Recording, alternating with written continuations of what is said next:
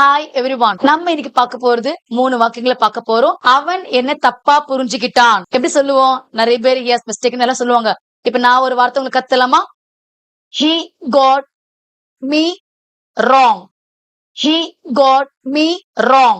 ரெண்டாவது வார்த்தை பாத்தீங்கன்னா, அடுத்த வாரம் நாங்க புது வீட்டுக்கு குடியேறுவோம். எப்படி சொல்லுவீங்க? பார்க்கலாமா? We are moving into. இங்க நிறைய தப்பு பண்ணுவீங்க.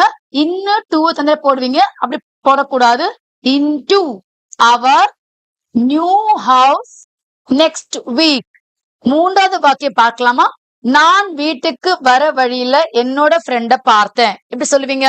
I saw my friend on the way back home. எழுதலாமா? I saw my friend on the way